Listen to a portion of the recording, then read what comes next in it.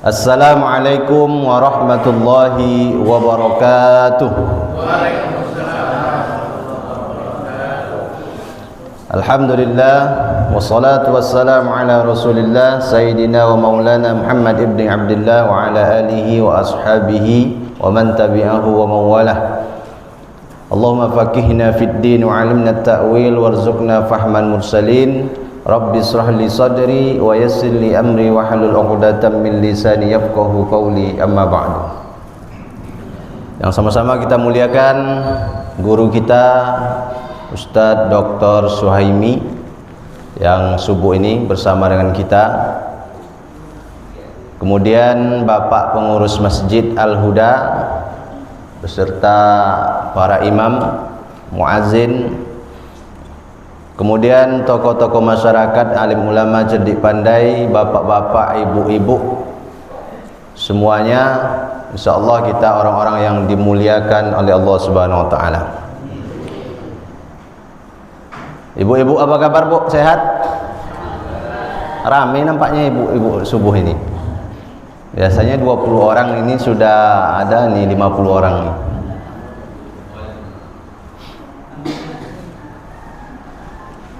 Jadi subuh ini kembali kita lanjutkan kajian hadis Arba'in Imam An-Nawawi sampai pada hadis yang ke-36. Jadi subuh ini hadis ke-36. Mana yang ada buku silakan dibuka hadis 36.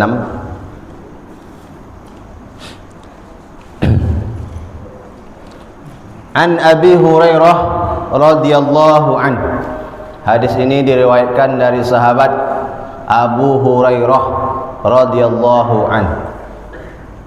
Beliau sudah pernah kita jelaskan biografinya pada hadis-hadis sebelumnya. Hadis ke-9, hadis ke-35 kemarin beliau juga yang meriwayatkan. Jadi tidak kita jelaskan lagi siapa Abu Hurairah. Langsung kita masuk ke hadisnya. Anin Nabi sallallahu alaihi wasallam qala. Dari Nabi sallallahu alaihi wasallam bersabda, nih hadisnya, man naffasa an mu'minin kurbatan min kurabid dunya. Man naffasa, siapa yang meringankan, an mu'minin kurbatan, dari kesulitan seorang orang yang beriman, min kurabid dunya, dari kesulitan-kesulitannya di dunia. Nafasallahu anhu kurbatan min kurabi yaumil qiyamah, maka Allah akan meringankan kesulitan-kesulitannya nanti pada hari kiamat. Wa man yassara ala mu'sirin, siapa yang memudahkan orang yang sedang kesulitan, yassarallahu alaihi fid dunya wal akhirah, maka Allah akan memudahkannya di dunia dan akhirat. Wa man satara musliman, siapa yang menutup aib saudaranya yang muslim, satarahullahu fid dunya wal akhirah, maka Allah akan menutup aibnya di dunia dan akhirat. Wallahu fi aunil abdi, dan Allah akan senantiasa selalu menolong hamba, maka nal abdu fi auni akhihi, selama hamba itu menolong saudaranya. Jadi karena hadis ini panjang, kita bagi menjadi 3 bagian supaya mudah menjelaskan, mudah memahami. Ini bagian pertama. Bagian pertama sampai sini. Nah, jadi yang bagian pertama ini bercerita anjuran, perintah untuk berbuat baik, saling berbuat baik. Man nafasa, siapa yang meringankan kesulitan yang sedang dihadapi oleh saudaranya sesama muslim. Jadi hadis yang 35 kemarin kita disebutkan bahwa al-muslimu akhul muslim, seorang muslim itu adalah saudara bagi muslim yang lainnya. Jangan hasad, jangan benci, jangan zalim. Hadis yang 35. Nah, hadis yang ke-36 ini kita lebih ditekankan kembali bahwa kita harus berbuat baik kepada sesama muslim itu. Yang pertama, meringankan kesulitan yang sedang dihadapi oleh saudara kita. Karena dalam hadis lain Nabi bersabda, masalul mu'minin fi tawaddihim wa tarahumihim wa ta'atufihim. Perumpamaan orang yang beriman dalam saling mengasihi, mencintai dan menyayangi. Masalul jasad, dia bagaikan satu tubuh. Idza istaka minhu udwun tada'a lahu sairul jasad bisaharil wa humma. Kalau satu anggota tubuh yang sakit, maka semua badan yang lain pun ikut merasakan sakitnya. Ketika tersandung kaki kita, otomatis mulut mengucapkan aduh, tangan mengusap, air mata pun menitis karena sakitnya.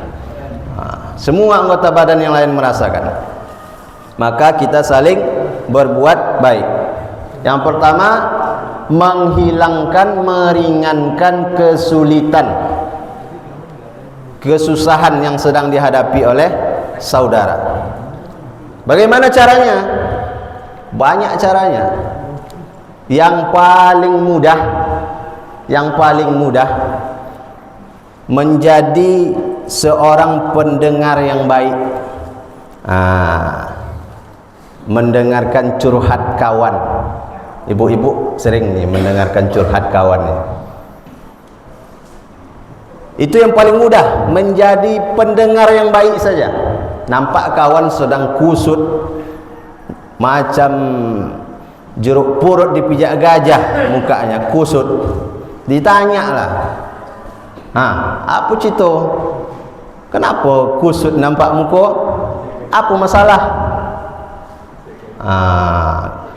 Kalau tak enak cerita di sini, ayo cerita di sana sambil minum teh tolu. Itu cerita apa cerita? Dengarkan kawan bercerita. Oh, itu masalahnya. Saya kan mau menikah, cuma masalahnya rupanya kami beda keyakinan. Kok bisa beda keyakinan? Iya, aku yakin betul dia jodohku, dia tak yakin. Beda keyakinan. Kita jadi pendengar yang baik saja, itu sudah menjadi melapangkan kesulitan dia. Kalau bisa ditambah dengan berikan nasihat, berikan kata-kata bijak, motivasi. Kalau bisa. Kalau tak bisa jadi pendengar saja. Kalau bisa, dihibur hatinya sedikit. Oh ya sudahlah, tak masalah tuh. Bunga bukan setangkai, kumbang bukan seekor. Patah tumbuh hilang berganti, patah satu tumbuh 1000. Besok kita cari yang lain. Agak terhibur dia, melapangkan kesusahan. Ada lagi satu yang ada masalah, berat kali nampak masalahnya. Tanya, apa masalah? Itulah, mau mengembangkan usaha tapi modalnya kurang. Jadi cuman kalau adalah yang ngasih modal bagus sekali, ayo udahlah, biar aku bantu saja. Memberikan materi, kalau bisa memberikan materi, pinjamkan untuk melepaskan kesusahan tadi. Berapa butuh? Tak banyak, cuma 30 juta. Kalau diajukan ke BSI, banyak persyaratannya, lama cairnya.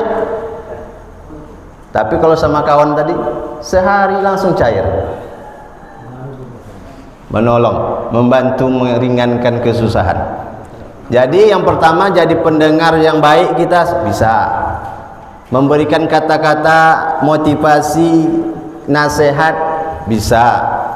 Yang lebih hebat lagi, membantu dengan materi. Kalau ada yang sakit, orang yang sakit itu kan sedang kesusahan dia. maka datang kita menjenguk, menghibur dengan kata-kata yang baik.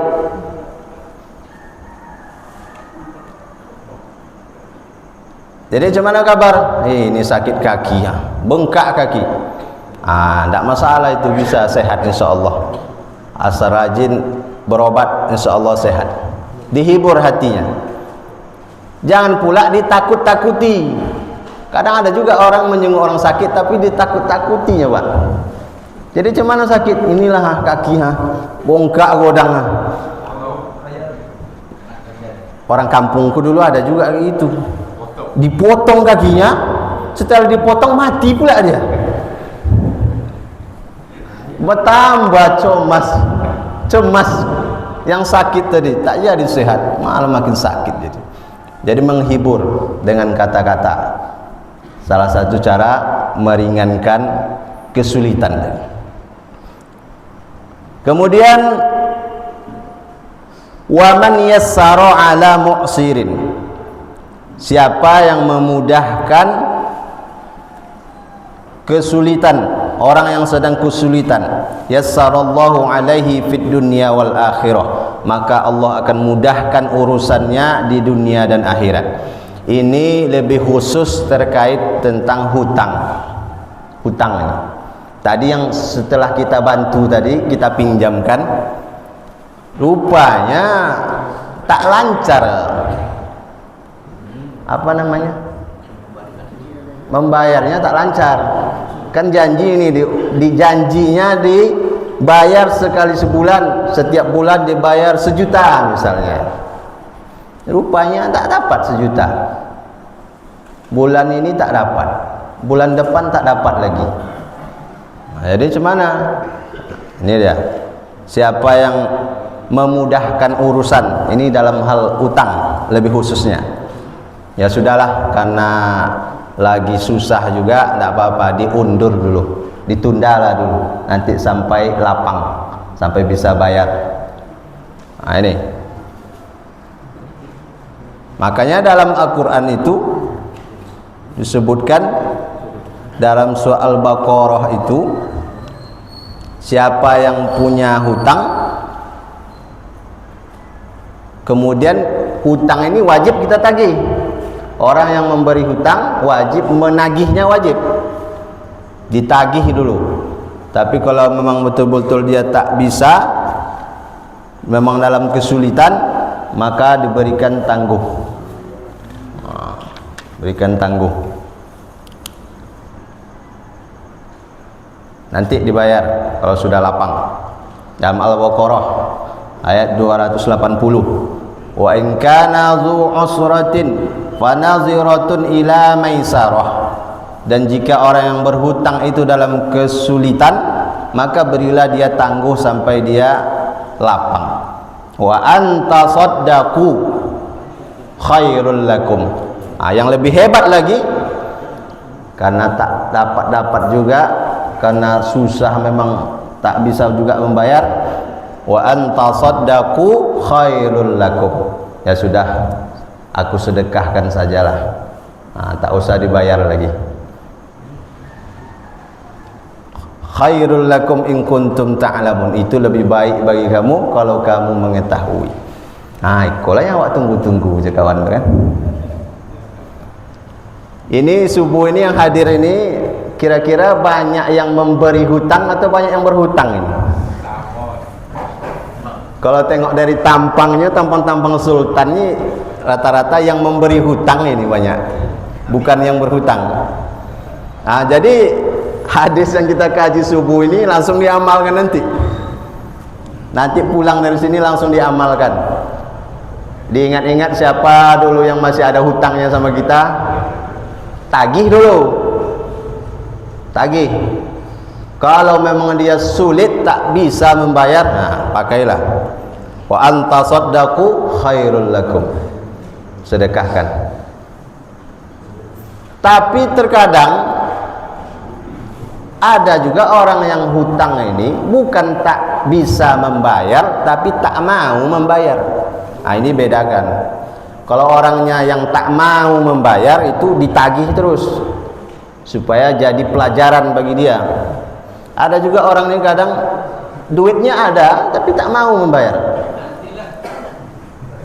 Kita tengok dia pergi jalan ke sana, jalan ke sini, setiap hari jalan-jalan, tapi hutang tak dibayar-bayar. Nah, ini yang model ini ditagih nih, jangan dikasih sedekah tadi, supaya dia nanti kapok, dia tak begitu lagi. Jadi kita bedakan, ada yang tidak mau membayar, ada yang memang tidak bisa membayar. Nah, tidak ada niat lah ya. Dalam hadis yang lain disebutkan oleh Nabi, man awzara mu'siran aw wada'a lahu azallahu Allahu fi zillih. Siapa yang menangguhkan kesulitan orang yang berhutang atau membebaskan hutangnya, maka Allah akan menaunginya dengan naungannya. Ini janji Allah. Orang yang memudahkan orang lain, memudahkan hutang orang lain, nanti akan Allah mudahkan dia di akhirat, di dunia dan akhirat. Akhirat itu jangan kita bayangkan mudah. 50.000 tahun di padang mahsyar. Ada orang yang tenggelam sampai ke mata kaki karena keringatnya, ada yang tenggelam sampai lututnya, ada sampai pinggangnya, ada sampai ke telinganya. Sulit. Manusia semua berdiri dalam keadaan berdiri tanpa alas kaki, tanpa pakaian, menanti dimulainya yaumul hisab. Dan di padang mahsyar itu lamanya 50.000 tahun. Maka orang-orang yang memudahkan urusan sesama muslim, nanti akan Allah mudahkan dia di padang mahsyar. Ini janji Allah. Wa man yassara 'alal mu'sirin yassarallahu 'alaihi fid dunya wal akhirah. Itu tadi yang bermakna khusus tentang hutang, tapi ini juga berlaku dalam segala urusan-urusan yang lain. Dalam urusan-urusan yang lain. Hadis ini bagus, ini dipelajari, dipahami oleh orang-orang yang bertugas melayani masyarakat. Nah, nih para pejabat, mulai dari yang paling bawah RT, Pak RW, ini Pak RW banyak nih sini. Pak RT, Pak RW, Pak Kadus, Pak Kades, sampailah yang bertugas di kantor-kantor itu. Camkan hadis ini nih. Kalau kita mudahkan urusan orang, maka Allah akan mudahkan urusan kita.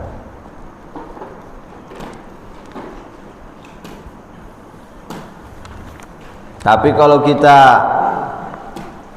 persulit orang, maka Allah pun akan persulit urusan kita di dunia dan akhirat.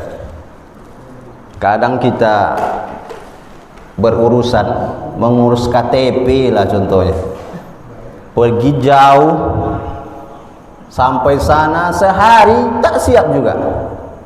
Tapi yang lucunya kalau pakai duit, ditambah sedikit duitnya, bisa siap, bisa copek siap. Apapun lah urusannya begitu. Berarti kan sebetulnya bisa dipermudah, itu bisa, tapi dia dipersulit supaya dapat jatah lebih. Nah, inilah orang-orang yang suka melihat orang lain dalam kesulitan, menderita, ini sakit jiwanya. Senang dia melihat orang menderita, tak sehat dia tuh. Bahkan ada kadang kalau bisa dipersulit, kenapa dipermudah? Nah, dibaliknya slogan itu. Seharusnya kalau bisa dipermudah, kenapa dipersulit? Ini dibalik. Kalau bisa dipersulit, kenapa dipermudah? Maka kalau ada kita selama ini kita merasa setiap kita berurusan sulit, apapun dalam hidup ini sulit rasanya. Coba ingat-ingat lagi, kira-kira kita sering tak mempersulit orang? Karena kalau kita sering mempersulit urusan orang, kita pun akan dipersulit urusannya. Nah, ini kita camkan betul, kita ingat-ingat, jangan sampai mempersulit.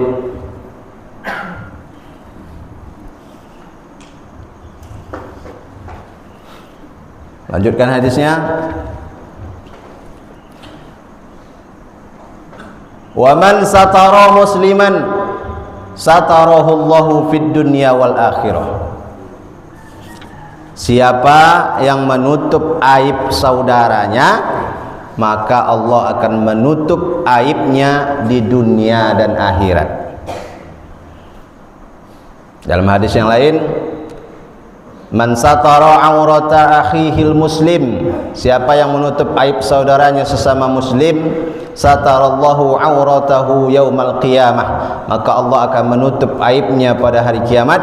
Wa man kasyafa aurata akhihil muslim, sedangkan siapa yang membuka aib saudaranya sesama muslim, kasyafallahu auratahu hatta yafdahahu biha fi baitihi, maka Allah akan membukakan aibnya sehingga dia akan mendapat malu walaupun dia di rumahnya sendiri. Jadi kalau kita suka membuka aib orang lain, Allah akan buka aib kita. Kalau kita menutup aib orang lain, Allah pun akan menutup aib kita. Kita hari ini dihormati orang bukan karena kita ini mulia, tapi karena aib kita masih ditutup oleh Allah. Kita dihargai orang, dihormati, disanjung, disambut orang bukan karena kita mulia, tapi karena aib kita ini masih ditutup oleh Allah. Kalaulah Allah bukakan aib kita, betapa banyak orang yang hari ini dia dimuliakan, disanjung-sanjung, besok dia dihinakan oleh semua orang. Semua orang menghina. Hari ini orang masih menyanjung-nyanjung, memuliakan dia, menyambut, besok sudah dihina oleh orang karena Allah bukakan aibnya. Maka jangan sampai kita suka membuka aib orang lain.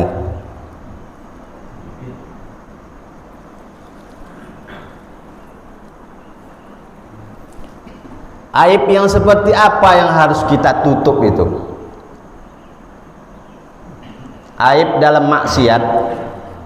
Ada orang yang selama ini kita tahu dia baik, dia taat, lalu tiba-tiba tahu kita kalau dia melakukan satu kesalahan, terpeleset dia, terperosok, lalu dia melakukan satu dosa atau satu kesalahan, dan kita tahu, maka itu wajib kita tutup aibnya. Tak boleh kita sebarkan, tak boleh kita umbarkan kemana-mana. Kita tutup aibnya.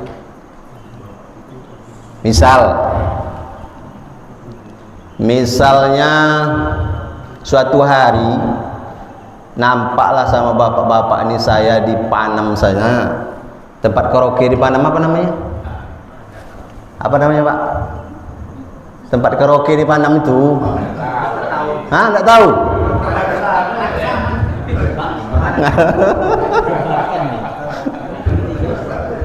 Biarlah tak tahulah namanya, biarlah tak usah ada namanya lah.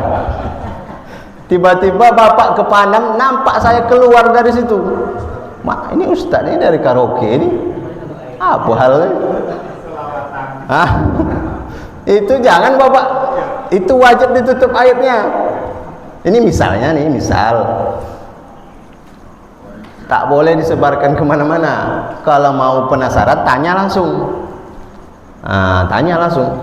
Ustaz kemarin nampak keluar dari karaoke, dari mana Ustaz? Tanya biar jelas. Rupanya, oh itu Pak, saya kemarin ke sana itu sedang nyari Rahmat Iing Nugraha. Kan biar jelas. Dia udah gak pulang 2 hari, makanya dicari-cari. Rupanya jumpa di situ. Jadi tak boleh disebarkan, ditutup kalau yang seperti itu. Tapi kalau orang itu memang selalunya dia maksiat, memang dia sukanya mencuri, sudah biasa dia mencuri sawitnya, nampak kita dia mencuri, itu wajib kita laporkan, kita sebarkan ke orang-orang. Itu si anu tuh mencuri lagi tuh. Dia memang mencuri itu.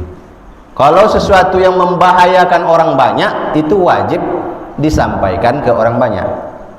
Ini pahami kapan kita menutup aib, kapan kita menyebarkan.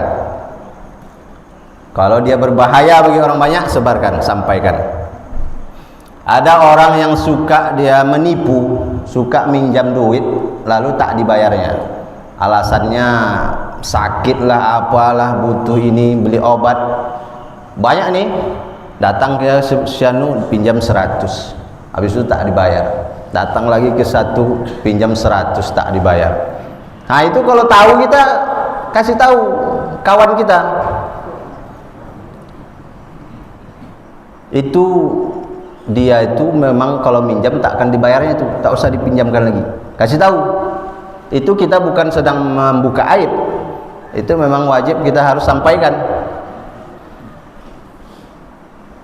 Ya, selamat datang buat jamaah dari Darul Muttaqin, paling jauh Pantai Cermin.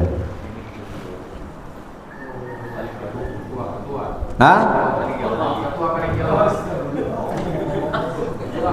Ini berat sebelah nampaknya. Di sini ramai, di sini kosong. Kenapa berat sebelah? Jadi awak pun agak miring macam ini jadinya.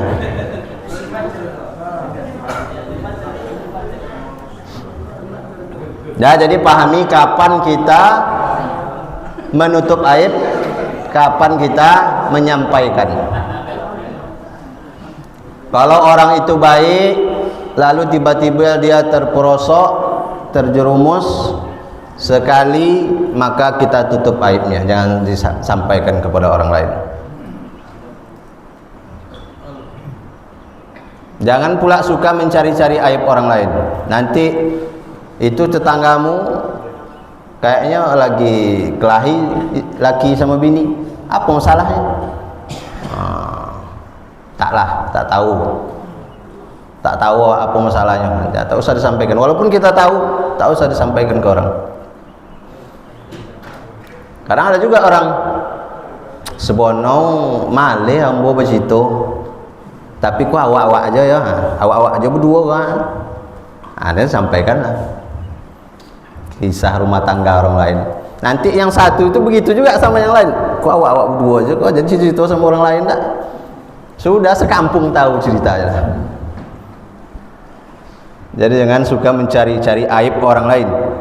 Kemudian juga jangan suka menceritakan aib sendiri kepada orang lain. Aib sendiri, aib-aib kita di masa lalu dulu, tahap-tahap yang sudah kita buat, itu tak usah dicerita-ceritakan. Cukup kita saja yang tahu dan Allah yang tahu. Ada sahabat didatanginya Rasulullah di masjid, ya Rasulullah, aku sudah melanggar hukum, hukumlah aku ya Rasulullah. Nabi diam saja, tak berkomentar. Kemudian masuk waktu sholat, ikut dia sholat bersama Nabi. Setelah sholat, lapor lagi dia kepada Nabi, ya Rasulullah, aku sudah berbuat melanggar hukum, lakukan kesalahan, hukumlah aku ya Rasulullah. Lalu kata Nabi, bukankah kamu tadi sudah sholat bersama kami? Ya Rasulullah, maka sungguh Allah telah mengampuni dosamu. Jadi tak perlu lagi dicerita-ceritakan. Nah, itu aib-aib kita di masa lalu. Karena ada pula orang bangga dia menceritakan aibnya dulu. Aku dulu tak ada minumannya satupun yang belum aku coba. Apapun dosa, tak ada yang satupun yang belum aku coba lagi. Jadi biarlah kita saja yang tahu. Allah sudah menutup aib kita, jangan kita bukakan kepada orang. Kemudian lanjutan hadisnya, wallahu fi aunil abdi maka nal abdu fi auni akhihi. Allah akan menolong seorang hamba kalau hamba itu menolong saudaranya. Ini janji Allah. Kalau kita suka menolong orang lain, maka Allah pun akan menolong kita. Rusak motor kita di pinggir jalan, ada orang rusak motornya, lalu kita bantu. Suatu saat ketika rusak motor kita, akan ada orang yang membantu kita. Allah yang menggerakkan. Lahu ma fis samawati wa ma fil ard. Karena semua isi langit, semua isi bumi ini Allah yang punya. maka Allah berkuasa. Innallaha ala kulli syai'in qadir. Allah berkuasa menggerakkan hati orang untuk menolong kita. Jangankan hanya orang, binatang, apapun hewan, Allah berkuasa menolong kita dengan itu. Orang yang suka berbuat baik, membantu orang, maka Allah akan membantu menolongnya. Allah mudahkan urusan-urusannya. Banyak sudah kasus contoh dalam kehidupan kita ini. Ada yang sama-sama menanam durian montong. Yang satu menanam, satu menanam. Yang satu tumbuh, berbunga, berputik, berbuah dan masak. Yang satu putiknya pun tak ada, cuma daunnya saja. Bisa jadi karena yang satu suka menolong orang lain, yang satu tidak.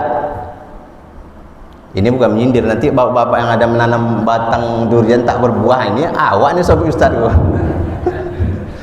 Ini contoh-contoh saja.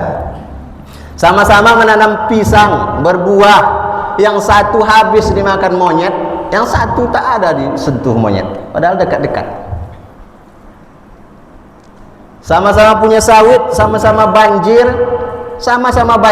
yang satu kapling mati semua, yang satu masih hidup. Bisa jadi karena perbuatan-perbuatan baik kita selama ini. Yang satu dimaling orang terus sawit, yang satu alhamdulillah aman. Allah yang menjaga karena perbuatan-perbuatan baik yang selama ini kita lakukan. Maka jadilah orang yang baik. Ini hadis bagian yang pertama.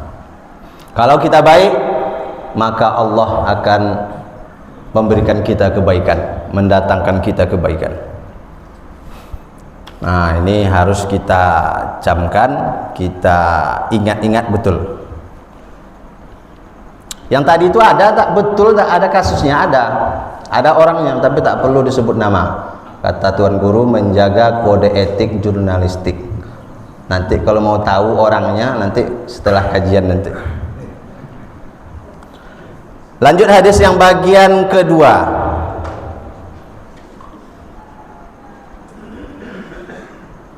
Bagian kedua,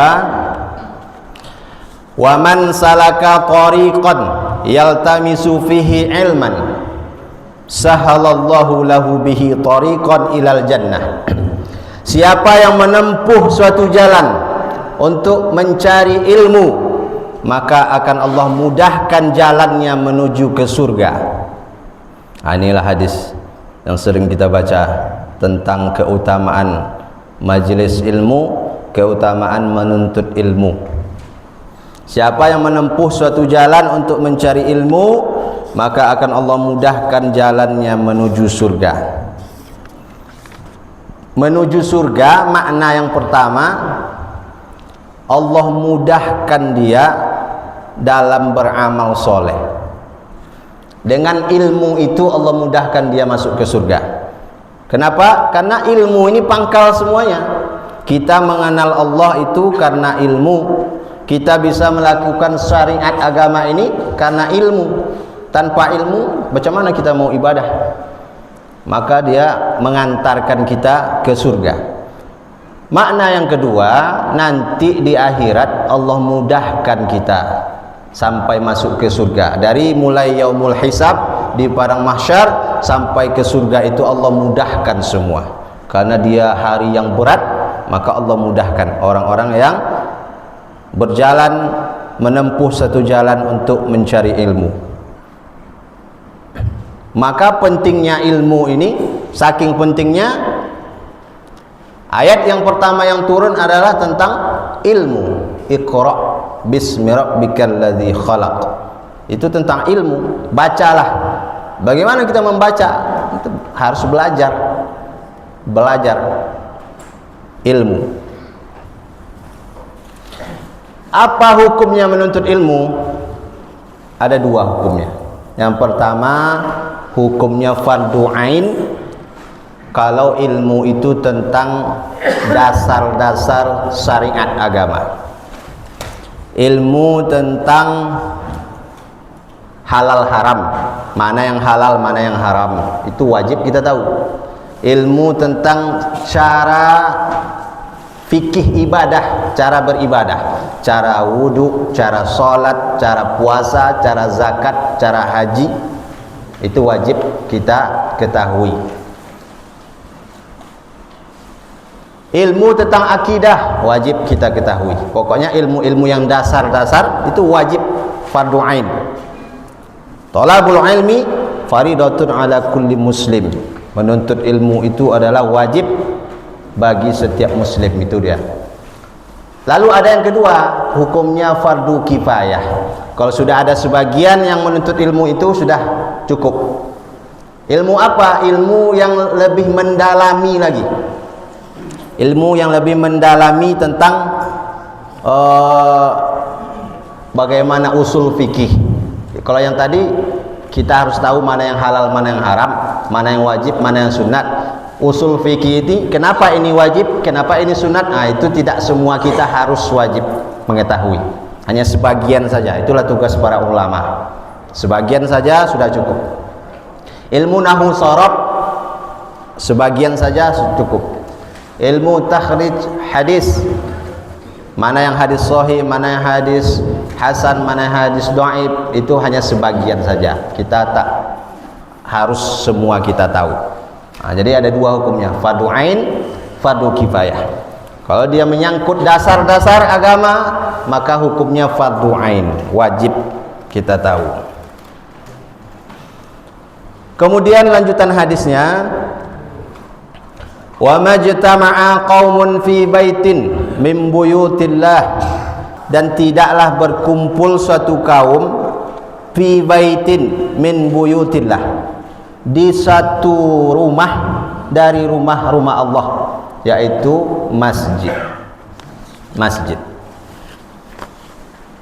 Tidaklah berkumpul suatu kaum di salah satu rumah Allah, yatsluna kitab Allah, di situ mereka membaca kitab Allah Al-Quran, wa yatadarasunahu bainahum, dan mereka saling mempelajarinya di antara mereka. Illa nazalat alaihimus sakinah, melainkan akan Allah turunkan sakinah, ketenangan.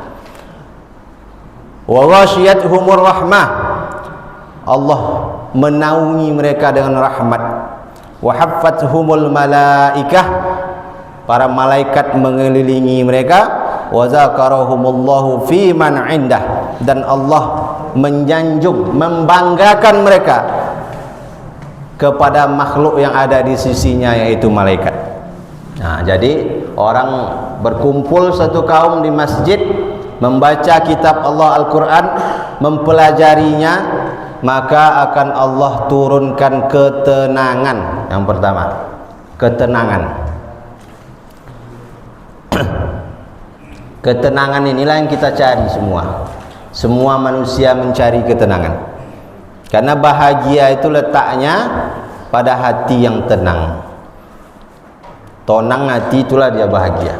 Dan ketika hadir di majelis ilmu, maka Allah turunkan ketenangan itu. Maka tak heran banyak yang saking tenangnya sampai tertidur, saking tenangnya hati itu. Maka kalau saya tak marah kalau ada yang tertidur, itu tandanya hatinya tenang, Pak. Bapak mau tidur, tidurlah, tak salah. Betapa banyak orang kaya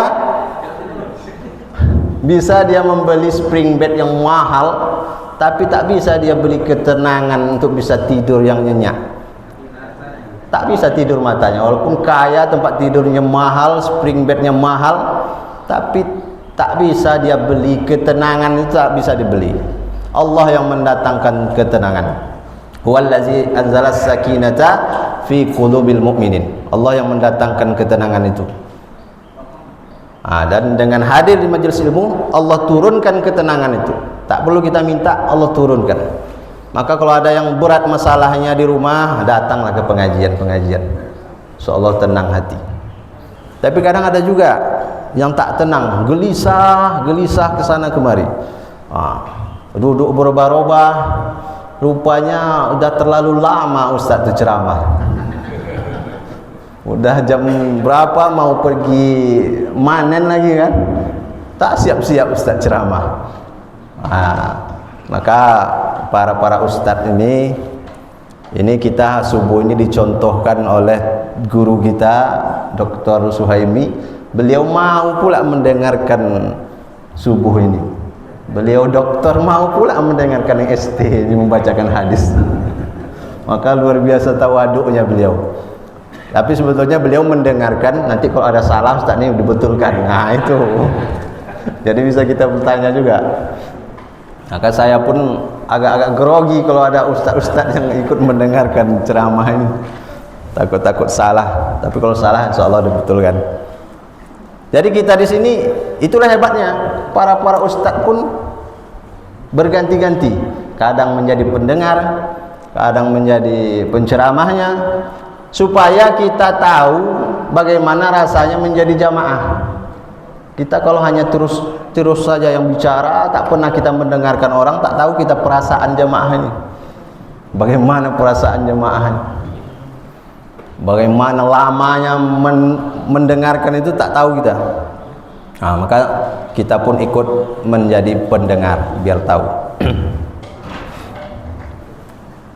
Jadi turun ketenangan. Yang kedua, wa ghasyiyatuhumur rahmah. Mereka diliputi, dinaungi rahmat Allah. Rahmat Allah inilah yang selalu kita cari. Dalam salam, assalamualaikum warahmatullahi wabarakatuh. Dalam salat, rabbighfirli warhamni, rahmati aku. Sampai sudah mati pun Allahumma firlahu, rahmatilah dia. Rahmat kasih sayang Allah. Wa hafathumul malaikah, dan Allah kita dikelilingi oleh para malaikat, banyak malaikat mengelilingi kita subuh ini. Andailah bisa kita lihat, oh penuh nih masjid. Apa kerja malaikat nih? Berdoa. Sepanjang kita mulai sampai selesai, doa mereka, Allahumma ighfir lahum, ya Allah ampunkan dosa-dosa mereka semua yang hadir. Dan doa malaikat itu takkan mungkin ditolak oleh Allah. Nah, jadi malaikat-malaikat itu mendoakan supaya Allah mengampuni dosa-dosa kita.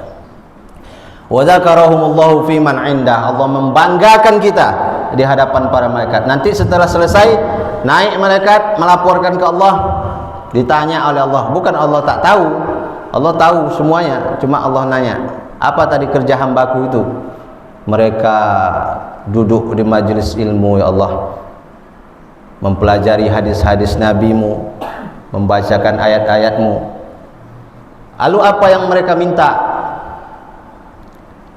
Apakah pernah mereka melihatku, kata Allah kepada malaikat? Tak pernah, ya Allah. Bagaimana seandainya kalau pernah mereka melihatku? Tentu mereka akan lebih hebat lagi amalnya, ibadahnya, ya Allah. Lalu apa yang mereka minta? Mereka minta surga, ya Allah. Apakah pernah mereka melihat surgaku? Tak pernah.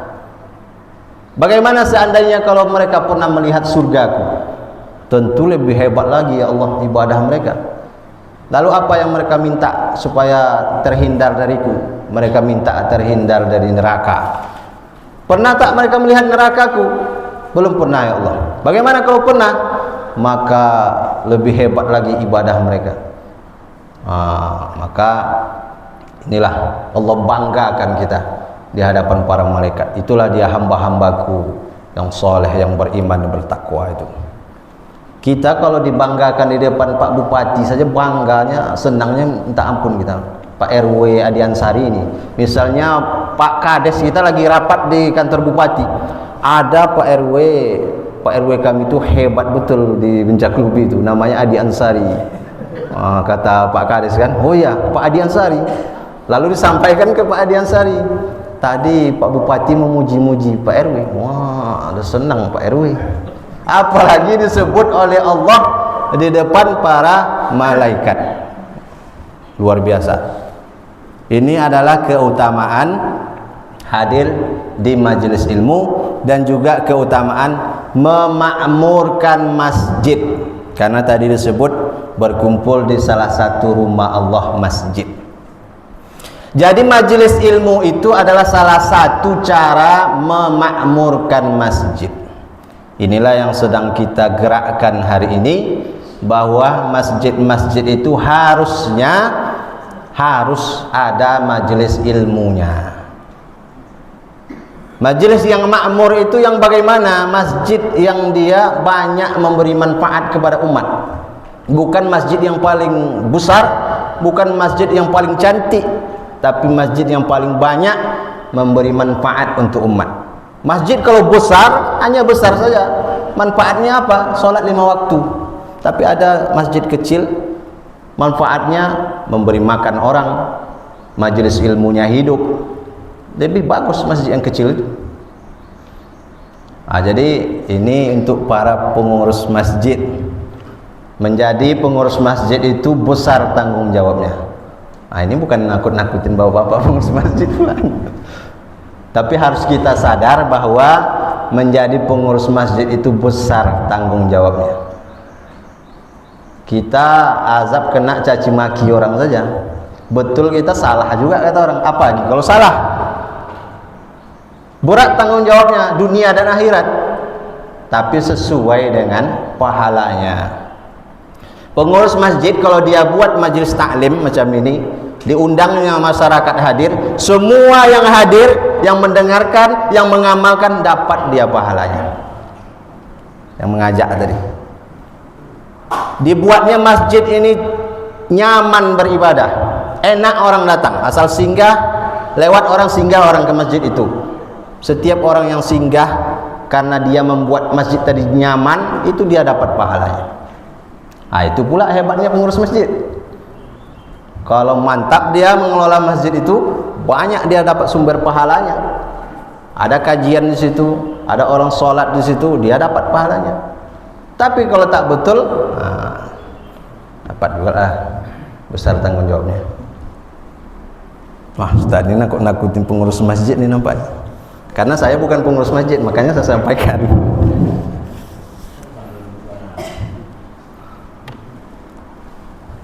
Jadi majelis ilmu salah satu cara memakmurkan masjid. Udah jam 6. Kita masuk bagian yang terakhir.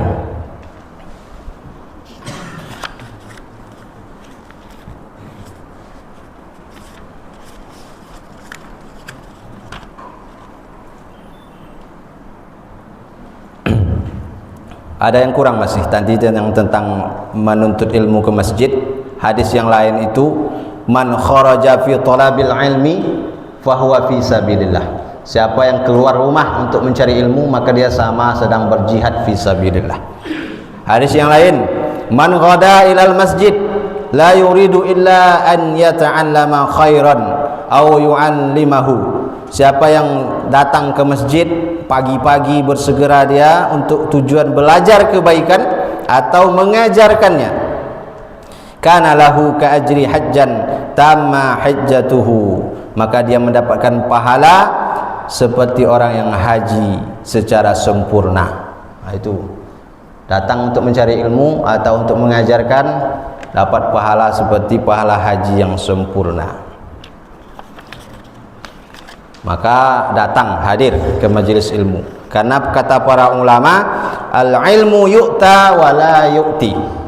Al-ilmu yu'ta wa la ya'ti. Ilmu itu didatangi, bukan ilmu yang mendatangi. Seharusnya ilmu itu didatangi, macam dari kilo 16 datang ke sini mendatangi. Dari Pancel datang ke sini mendatangi, dari Pasar Minggu mendatangi. Ada pula orang yang sudah didatangi ilmu yang mendatangi, dia pula pulang kabur. Ini banyak juga nih yang aneh nih. Kalau tak ada majelis ilmu, dia lama berzikir di masjid biasanya. Saya perhatikan banyak, tapi bukan di sini, di masjid kami sana lah. Bukan di sini. Kalau tak ada majelis ilmu ya Pak, lama berdoa berzikir sampai selesai. Udah pulang orang, dia pun masih di masjid. Tapi kalau ada majelis ilmu, dia yang pertama pulang. Kita belum sampai hadis ini sama dia. Bagian yang terakhir yang hadis ini, waman batta'a bihi amaluhu lam yusri' bihi nasabuhu. Siapa yang lambat amalnya, maka tidak bisa dikejar oleh nasabnya. Paham? Siapa yang lambat amalnya tak bisa dikejar dengan nasabnya. Orang yang tidak sempurna, kurang baik amalnya, tapi dia nasabnya baik, mulia, nasabnya tak bisa menolongnya. Semua tergantung amal. Ini adalah keadilan Allah Subhanahu wa taala, memandang semua manusia itu sama di hadapan Allah. Yang membedakan kita hanyalah takwa, amal soleh. Inna akramakum indallahi atqakum. Yang paling mulia di antara kamu adalah yang paling bertakwa. Jadi bukan yang paling hebat nasabnya. Kadang ada anak kiai. Anak kiai ini dipanggil Gus biasanya ya. Gus. Oh itu Gus itu, cium tangannya. Gus kemana-mana pakai celana pendek. Jadi walaupun Gus dia anak kiai, tapi kalau amalnya tak betul, nasab tak bisa menolong. Kadang banyak begitu. Oh itu Gus itu. Gus. Tapi azan di masjid dia masih ngopi, masih merokok. Orang udah pulang sholat dia masih di situ juga. Ini tak bisa. Orang itu mulia karena amalnya, karena amal, bukan karena nasab, bukan karena yang lain. Karena Allah sebutkan dalam Al-Quran, walikullin darajatun mimma amilu, dan masing-masing orang memperoleh derajat dengan apa yang dia kerjakan, sesuai dengan apa yang dikerjakan. Tapi kalau orang yang nasabnya mulia, bagus, anak kiai, anak ustadz, anak ulama, bagus amalnya, bagus akhlaknya, maka dia mendapatkan dua kemuliaan. Memang hebat. Kemuliaan nasabnya, kemuliaan amalnya. Tapi kalau dia tak berakhlak, tidak taat, walaupun nasabnya bagus, maka tetap tak bisa menolong. Jadi jangan sampai kita terlalu bangga dengan nasab, jangan pula kita menghinakan orang karena nasabnya. Ada orang yang terlalu bangga dia dengan nasab. Jangan sampai pula kita menghina orang karena nasabnya. Kadang banyak juga kita, anak ustadz kok macam itu, anak pak kiai kok begitu. Balik ke pangkal hadis tadi, jangan menyebarkan aib, cukup kita yang tahu. Kalau nampak kita yang begitu, ya cukup kita yang tahu, jangan kita menyebarkan aibnya. Ada pula orang yang menghina orang karena bapaknya preman, maling. Ada orang yang orang tuanya jahat, anaknya bisa baik. Ada orang tuanya ustadz, alim, tapi anaknya tak baik. Banyak juga. Ada orang yang orang tuanya guru, ayahnya, bapaknya, ibunya guru, pendidik, anaknya tak terdidik. Banyak faktornya, faktor lingkungan lain sebagainya. Maka kita tak boleh menghina orang karena nasabnya. Kita lihat amalnya saja. Dan itulah kalimat terakhir dari hadis ini.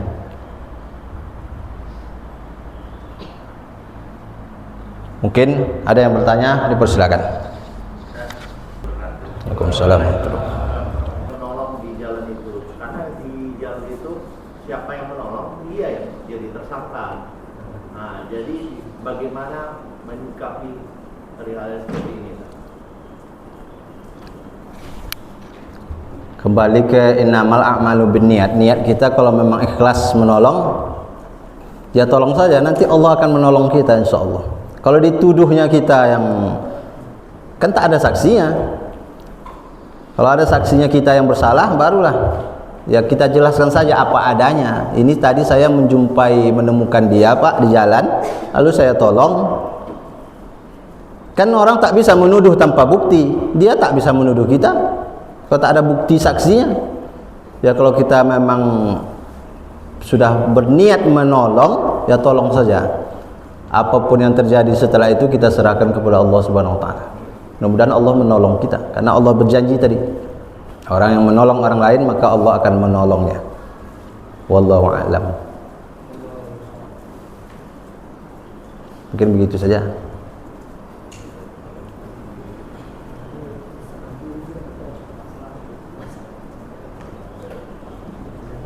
Ada yang lain?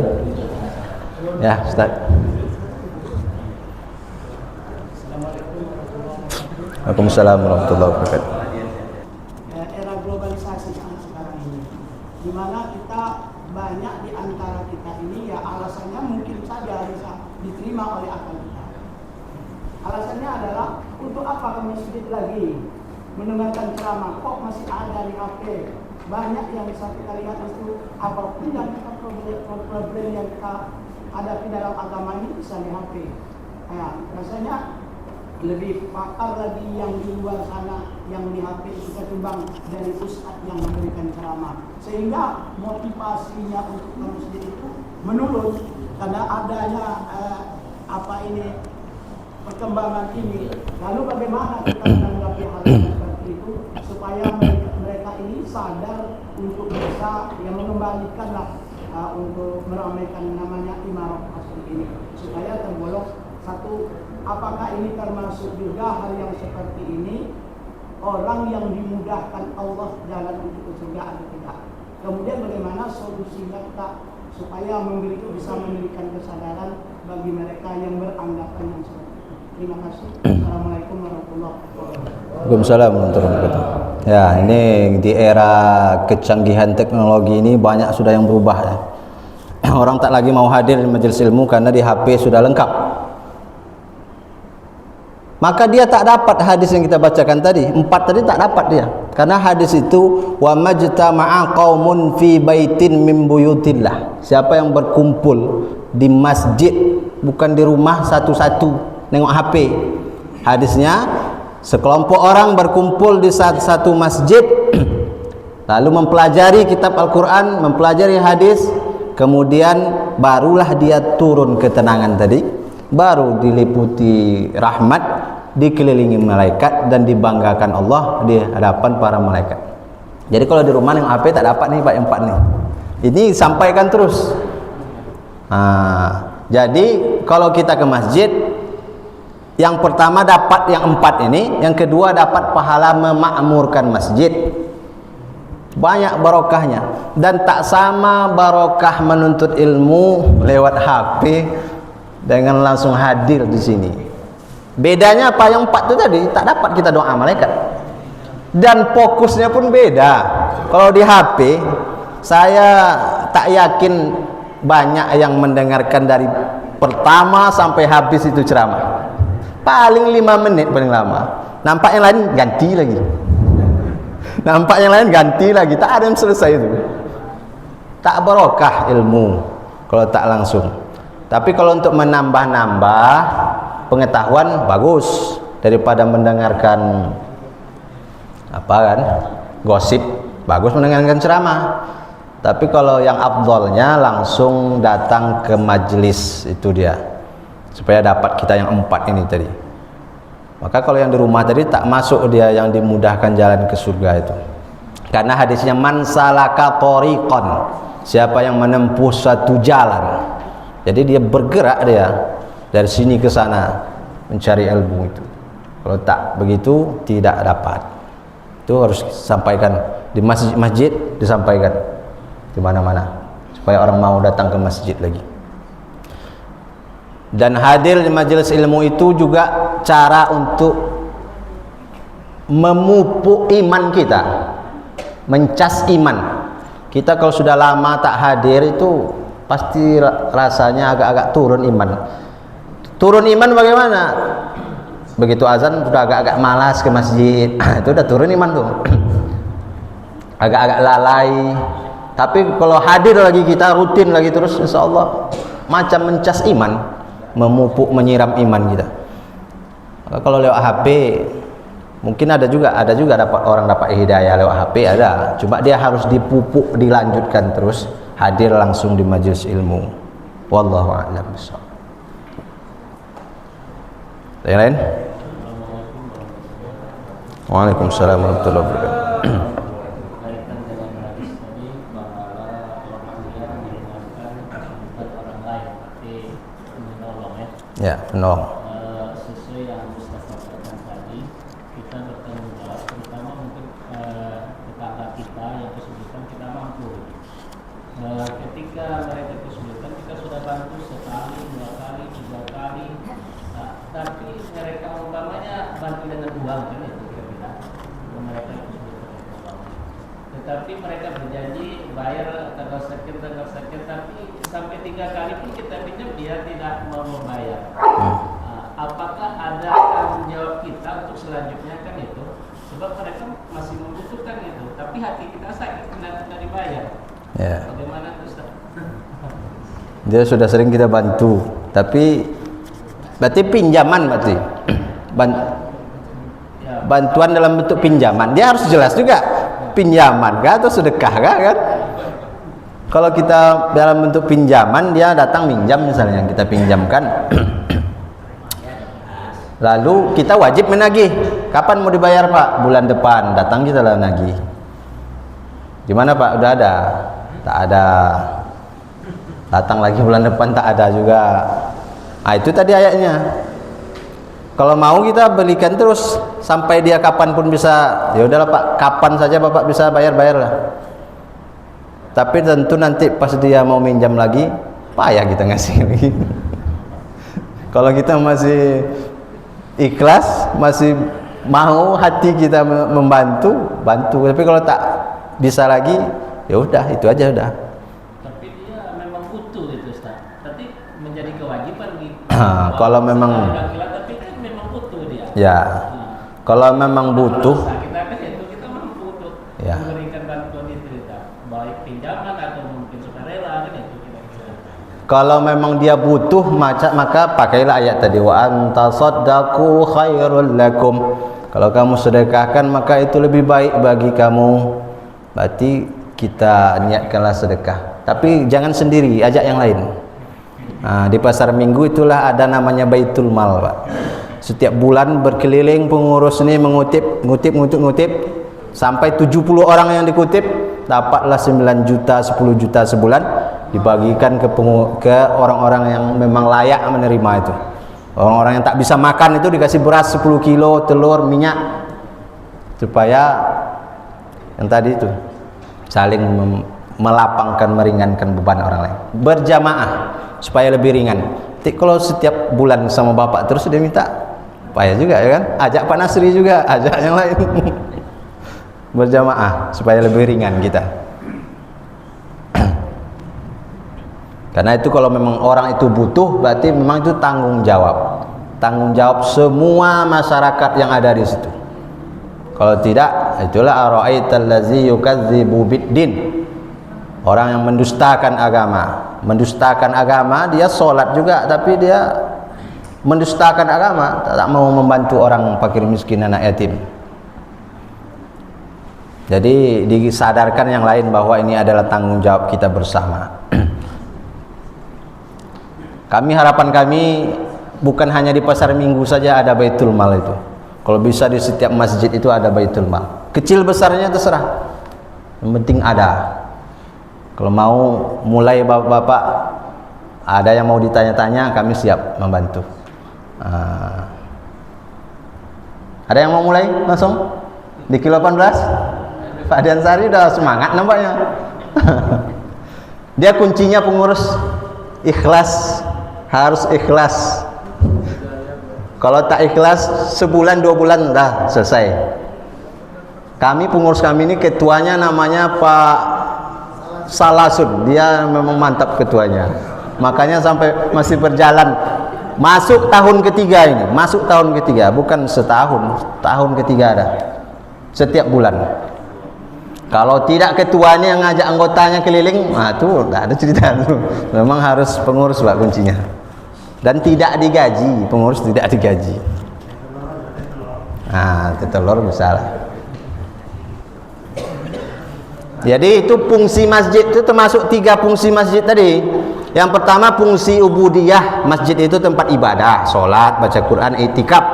Yang kedua fungsi tarbiyah, ada majelis ilmunya, ada anak-anak belajar ngaji, ada MDA. Yang ketiga fungsi sosial. Nah, ini kita sekarang fungsi sosial ini jalannya cuma sekali 2 kali setahun. Nak yatim sekali 2 kali 3 kali paling banyak setahun. Dia orang tuh butuhnya setiap bulan. Orang-orang fakir miskin mereka butuh setiap bulan, setiap hari mereka butuh makan. Maka kalau bisa dijalankan setiap bulan paling tidak.